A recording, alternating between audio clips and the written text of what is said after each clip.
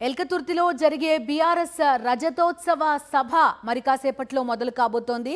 BRS శ్రేణులంతా కూడా తెలంగాణ నలుమూలల నుంచి బయలుదేరి ఎల్కతుర్తి చేరుకున్న దృశ్యాలు ప్రస్తుతం మనం చూస్తున్నాం. మరి కాసేపట్లోనే కేసీఆర్ ఎల్కతుర్తి సభా ప్రాంగణానికి రానున్నట్టుగా తెలుస్తోంది. ఈ సభను చాలా ప్రతిష్టాత్మకంగా తీసుకుంది బీఆర్ఎస్ పార్టీ. అధికారం కోల్పోయిన తర్వాత ఒక భారీ సభను పార్టీ శ్రేణులతోటి నిర్వహిస్తోంది. రజతోత్సవ సంబరాలు జరుపుకుంటోంది. ఉద్యమ పార్టీగా ఆవిర్భవించిన బీఆర్ఎస్ ఆ తర్వాత అధికార పార్టీగా అవతరించింది. ప్రస్తుతం ప్రతిపక్ష పార్టీగా ఒక కీలక పాత్ర పోషిస్తున్న పరిస్థితి. అనూహ్యంగా గత ఎన్నికల్లో ఓటమి పాలైన తర్వాత ప్రభుత్వం పైన తీవ్ర విమర్శలు చేస్తూ ప్రతిపక్ష పాత్రని పోషించే ప్రయత్నం చేస్తోంది బీఆర్ఎస్. ఒక బల నిరూపణగా ఈ సభని మనం చూడాల్సి ఉందా అనిపిస్తున్నట్టుగా మొత్తం తెలంగాణ క్యాడర్ మొత్తాన్ని కూడా ఎల్కతుర్తి వైపు మళ్లించిన పరిస్థితి. తెలంగాణ రాష్ట్ర సమితి తన క్యాడర్ మొత్తాన్ని కూడా ఇక్కడికి తరలించింది. చూస్తున్నాం మాజీ మంత్రి కేటీఆర్ ఎల్కతుర్తి సభా ప్రాంగణానికి చేరుకున్న దృశ్యాలు మనకి కనిపిస్తున్నాయి. బీఆర్ఎస్ వర్కింగ్ ప్రెసిడెంట్ కేటీఆర్ ప్రస్తుతం ఎల్కతుర్తి సభకు చేరుకున్న దృశ్యాలు. ఇటు హన్మకొండ నుంచి ఎల్కతుర్తి వెళ్లే రహదారులన్నింటిలో కూడా భారీగా ట్రాఫిక్ జామ్ అయినట్టుగా కూడా తెలుస్తోంది. ఇప్పటికే రోడ్లపైన ఉన్నవారు అక్కడికి చేరుకోవడానికి కూడా చాలా టైం పట్టే అవకాశాలు ఉన్నట్టుగా కూడా తెలుస్తోంది. బీఆర్ఎస్కి సంబంధించిన సీనియర్ నాయకులంతా కూడా ఇప్పటికే అక్కడికి చేరుకున్నారు. కేటీఆర్ ఎల్కతుర్తి చేరుకున్న దృశ్యాలు, స్టేజ్ పైకి వెళ్తున్న దృశ్యాలు మనకి లెఫ్ట్ సైడ్ విండోలో కనిపిస్తున్నాయి. మరి కాసేపట్లో బీఆర్ఎస్ అధినేత కేసీఆర్ కూడా అక్కడికి చేరుకోబోతున్నారు. మరోవైపు సాంస్కృతిక కార్యక్రమాలు పెద్ద ఎత్తున ఏర్పాటు చేశారు. సభకి వచ్చిన బీఆర్ఎస్ క్యాడర్ అంతటినీ కూడా ఉత్సాహపరిచే ప్రయత్నాన్ని ఈ సాంస్కృతిక కార్యక్రమాల ద్వారా నిర్వహిస్తున్నారు. తెలంగాణ రాష్ట్ర పోరాటంలో అదేవిధంగా బీఆర్ఎస్ సభల్లో కూడా ఈ సాంస్కృతిక కార్యక్రమాలకు మనకి చాలా ప్రత్యేకంగా కనిపిస్తాయి. ఉదయం నుంచి కూడా అక్కడ సాంస్కృతిక కార్యక్రమాలు కంటిన్యూ అవుతున్న పరిస్థితి చూస్తున్నాం. కేటీఆర్ రాకతోటి పూర్తిగా సభ ప్రాంగణం అంతా కూడా గులాబీ రంగులు వెదజల్లుతూ తమ మద్దతు తెలియజేస్తున్న దృశ్యాలు, బీఆర్ఎస్ క్యాడర్ మొత్తం తెలియజేస్తున్న దృశ్యాలు మనకి ఒకవైపు కనిపిస్తున్నాయి. మొత్తం ఎల్కతుర్తి సభని ప్రతిష్టాత్మకంగా తీసుకుంది బీఆర్ఎస్. భారీగా సెక్యూరిటీ ఏర్పాట్లు కూడా చేశారు. కేటీఆర్ ఇప్పుడే సభకి చేరుకున్నారు. బీఆర్ఎస్ రజతోత్సవ సభ మరి కాసేపట్లో స్టార్ట్ కాబోతోంది. ఎర్రవెల్లి ఫామ్ హౌస్ నుంచి కేసీఆర్ హెలికాప్టర్లో బయలుదేరతారు. కాసేపట్లోనే ఈ ఎల్కతుర్తి సభకు చేరుకుని ప్రసంగించనున్నట్టుగా తెలుస్తోంది. అయితే సభలో ఎవరెవరు మాట్లాడతారు? సీనియర్ నాయకులు అంతా కూడా మాట్లాడతారా, లేదా కేసీఆర్ ప్రసంగం ఒక్కటే ఉంటుందా అనే ప్రశ్న మన ముందుంది.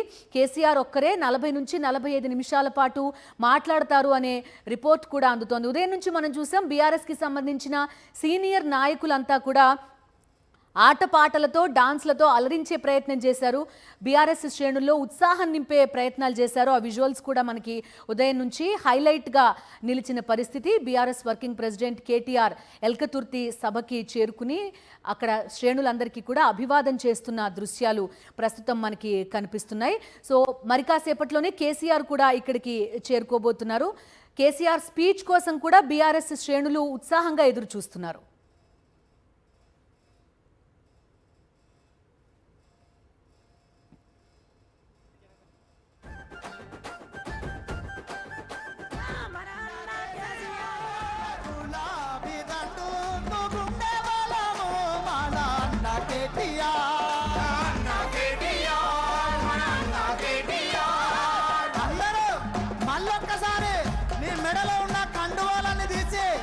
ఒక్కసారి రామన్న గారికి ఎలకతుర్తి గడ్డ మీద నుంచి ఘన స్వాగతం పలకాలి.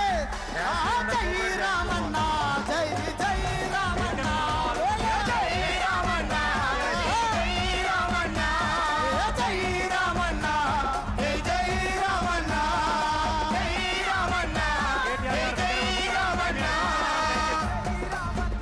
జై జై రామన్న, జై జై రామన్న, జై జై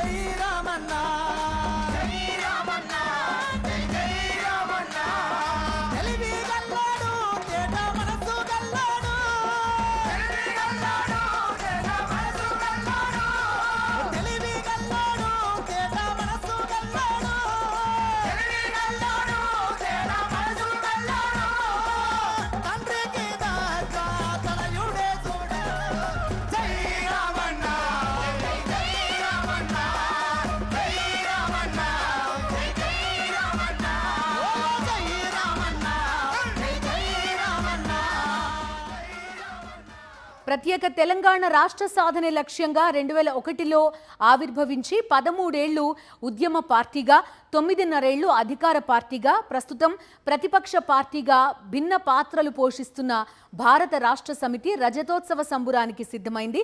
తెలంగాణ రాష్ట్ర సమితిగా మొగ్గతొడిగిన పార్టీ 2014లో ప్రత్యేక రాష్ట్రం ఏర్పడగానే తొలి ప్రభుత్వంగా అధికారంలోకి వచ్చింది. 8 ఏళ్ల తర్వాత జాతీయ స్థాయిలో విస్తరించాలనే లక్ష్యంతో 2022లో బీఆర్ఎస్గా రూపాంతరం చెంది ఇప్పుడు రజతోత్సవ సభ ద్వారా తిరిగి సత్తా చాటేందుకు సన్నద్ధమైంది. కాసేపటి క్రితమే ఎర్రవల్లి ఫామ్ హౌస్ నుంచి కేసీఆర్ హెలికాప్టర్లో బయలుదేరినట్టుగా తెలుస్తోంది. ఎల్కతుర్తి సభా ప్రాంగణానికి కాసేపట్లోనే చేరబోతున్నారు కేసీఆర్. మనకి సీనియర్ నాయకులు హరీష్ రావు కూడా, మాజీ మంత్రి BRS senior leader Harish Rao కూడా వేదిక పైన కనిపిస్తున్నారు. కాసేపటి క్రితమే బీఆర్ఎస్ వర్కింగ్ ప్రెసిడెంట్ కేటీఆర్ కూడా ఇక్కడికి చేరుకున్నారు. ఇక ఎల్కతుర్తి బీఆర్ఎస్ సభా ప్రాంగణం జన జాతరను తలపిస్తోంది. వన్స్ మోర్ కేసీఆర్ అంటూ గులాబీ శ్రేణులు నినాదాలు చేస్తున్నారు. తెలంగాణకు మళ్లీ కారే కావాలని బీఆర్ఎస్ కార్యకర్తలు నినాదాలతో హోరెత్తిస్తున్నారు. ఎల్కతుర్తి సభా ప్రాంగణం మొత్తం బీఆర్ఎస్ శ్రేణులతోటి నిండిపోయింది. కేసీఆర్ రాక కోసం వీళ్ళంతా కూడా ఎదురు చూస్తున్నారు. కేసీఆర్ స్పీచ్ ఏ విధంగా ఉంటుంది అనే ఉత్కంఠ నెలకొంది.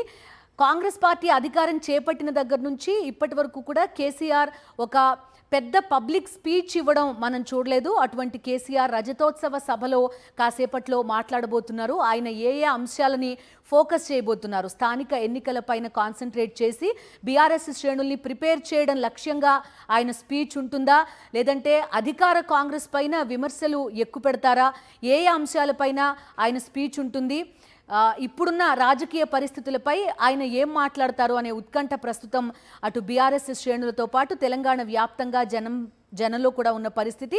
ఎల్కతుర్తి సభా ప్రాంగణం ప్రస్తుతం మనం లైవ్లో చూస్తున్నాం. బీఆర్ఎస్ శ్రేణులంతా కూడా ఇప్పటికే సభా ప్రాంగణంలో కనిపిస్తున్నారు. అటు హన్మకొండ నుంచి ఎల్కతుర్తి వెళ్లే దారులన్నీ కూడా భారీగా ట్రాఫిక్ జామ్ అయినట్టుగా కూడా తెలుస్తోంది. చాలా నెల రోజుల ముందు నుంచే కూడా ఈ ఎల్కతుర్తి సభకి బీఆర్ఎస్ ప్రిపరేషన్స్ మొదలుపెట్టిన పరిస్థితి. పెద్ద సభా ప్రాంగణాన్ని ఏర్పాటు చేశారు. దాంతోపాటుగా ఈ రజతోత్సవ సభ వేదిక కూడా హైలైట్గా నిలవబోతోంది. బీఆర్ఎస్కి సంబంధించిన సీనియర్ నాయకులు అంతా కూడా కూర్చునేలాగా ఒక బాహుబలి వేదికను కూడా సిద్ధం చేసినట్టుగా కనిపిస్తోంది. ఆ సభ వేదిక కూడా మనకు కనిపిస్తోంది. పెద్ద ఎల్ఈడి స్క్రీన్ తోటి ఒక గ్రాండ్ లుక్ తోటి బీఆర్ఎస్ రజతోత్సవ సభ వేదిక మనకు కనిపిస్తోంది. మొత్తం ఎల్కతుర్తికి వెళ్లే రహదారులన్నీ కూడా భారీగా ట్రాఫిక్ జామ్తో నిండిపోయిన పరిస్థితి. ఇటు ఇప్పటికీ కూడా ఎల్కతుర్తి వెళ్లే ప్రయత్నాల్లో బీఆర్ఎస్ శ్రేణులంతా కూడా ఇంకా ఉన్నట్టుగా కనిపిస్తోంది. కనీసం గంట నుంచి గంటన్నర పైగా ఎల్కతుర్తి వెళ్ళడానికి సమయం పడుతున్నట్టుగా తెలుస్తోంది. భారీ ఎత్తున జనం తెలంగాణ నలుమూలల నుంచి కూడా ఎల్కతుర్తి చేరుకున్నారు. మొత్తం ఇప్పటికే సభ మొత్తం కూడా బీఆర్ఎస్ శ్రేణులతో నిండిపోయిన పరిస్థితి. ఏసీపీ గారిని, డీసీపీ గారిని